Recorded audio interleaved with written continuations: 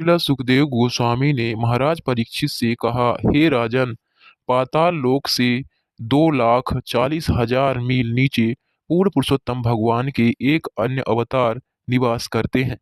वे भगवान अनंत अथवा भगवान संकर्षण कहलाते हैं और भगवान श्री विष्णु के विस्तार हैं।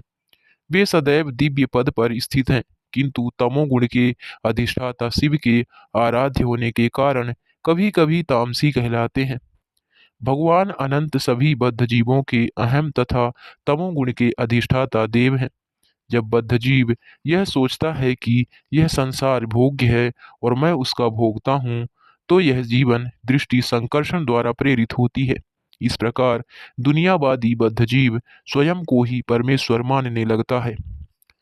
मायावादी दार्शनिकों की तरह ही मनुष्यों का एक वर्ग है जो अहम ब्रह्मास्मि तथा सो अहम वैदिक मंत्रों का अर्थ मैं ही परम ब्रह्मा हूँ तथा मैं ईश्वर से अभिन्न हूँ लगाता है।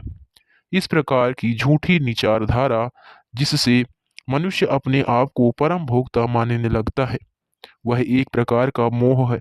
इसका वर्णन श्रीमद् भागवतम 5.5 में जनस्य मोहो अयम हम मामेति के रूप में हुआ है। जैसा कि उपर्युक्त श्लोक में कहा गया है, इस झूठी विचारधारा के प्रेरण श्री मूर्ति भगवान संकर्षण है। भगवान श्री कृष्ण ने श्रीमद् भागवत गीता में 15.15 में इसकी पुष्टि की है। सर्वस्य चाहम हृदि सन्निविष्टो मत्तः स्मृतर ज्ञानम पोहनम च। मैं समस्त प्राणियों के हृदय में स्थित हूँ और मुझसे ही स्मृति, ज्ञान तथा विस्मृति उत्पन्न होती है। ईश्वर सबके हृदयों में संकर्षण रूप में स्थित हैं और जब कोई असुर अपने आप को परमेश्वर से एकाकार मानता है, तो ईश्वर उसे उस भवबंध अंधकार में रहने देते हैं। यद्यपि ऐसा आसुरी जीव परमेश्वर का एक नगण्य अभिन्न अंश विभिन्न मात्र होता है, किंतु वह अपनी वास्तविक स्थिति को भूल जाता है और अपने आप को परमेश्वर समझने लगता है। क्योंकि ऐसी विस्मृति भगवान संकर्षण द्वारा उत्पन्न की जाती है, इसीलिए कभी कभी उन्हें तामसी कहा जाता है। तामसी शब्द से यह इंगित नहीं होता कि उनका शरीर भौतिक है। वे सदैव दिव्य हैं, किंतु तामसी कार्यों के कर्ता शिव के परम आत्मा होने के कारण संकर्षण कभी कभी तामसी कहलाते हैं। श्रील सुखदेव गोस्वामी ने आगे कहा, भगवान अनंत के सहस्त्र फनों में से एक फन के ऊपर रखा हुआ यह विशाल ब्रह्मांड श्वेत सरसों के दाने के समान प्रतीत होता है। भगवान अनंत के फन की तुलना में यह नगण्य है। प्रलय प्रलय काल उपस्थित होने पर जब भगवान अनंत देव संपूर्ण सृष्टि का संहार करना चाहते हैं, तो वे कुछ क्रुद्ध हो जाते हैं। तब उनकी दोनों भ्रिकुटियों के बीच से त्रिशूल धारण किए हुए त्रिनेत्र रुद्र प्रकट होते हैं। यह रुद्र जो संकर्षण कहलाते हैं, 11 रुद्रों अर्थात भगवान शिव के अवतारों का व्यूह होता है। वे संपूर्ण सृष्टि के संहार हेतु प्रकट होते हैं। प्रत्येक सृष्टि में जीवात्माओं को अवसर प्रदान किया जाता है कि वे बद्ध जीवात्माओं के रूप में अपने कार्यकलाप समाप्त कर लें। जब वे इस अवसर का दुरुपयोग करते हैं और श्री भगवान के धाम को वापस नहीं जाते, तो भगवान संकर्षण क्रोधित होते हैं। क्रोध के कारण भगवान संकर्षण की भ्रिकुटियों से शिव के अंश रूप 11 रुद्र प्रकट होते हैं और वे सभी मिलकर संपूर्ण सृष्टि का संहार कर देते हैं। भगवान संकर्षण के चरण कमलों के गुलाबी तथा पारदर्शी नाखून मानो दर्पण जैसे चमकाए गए बहुमूल्य मणि हैं। जब शुद्ध भक्त तथा नागों के अधिपति अत्यंत भक्ति भाव से उन्हें नमस्कार करते हैं, तो उनके चरण नाखों में अपने सुंदर मुखों की छाया देखकर अत्यंत प्रमुदित हो उठते हैं। उनके गालों पर कान की देदीप्यमान बालियां दमकती हैं और उनकी मुख कांति अत्यंत मोहक होती है।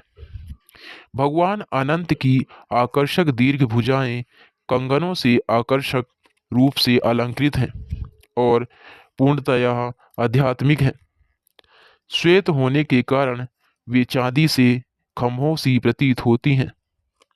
जब श्री भगवान की सुबह शीरवाद की इच्छुक नागा राजों की कुमारियां उनकी बाहों में अगरू चंदन तथा कुमकुम का लेप लगाती हैं, तो उनके स्पर्श से उनके अंदर कामेच्छा जागृत हो उठती है।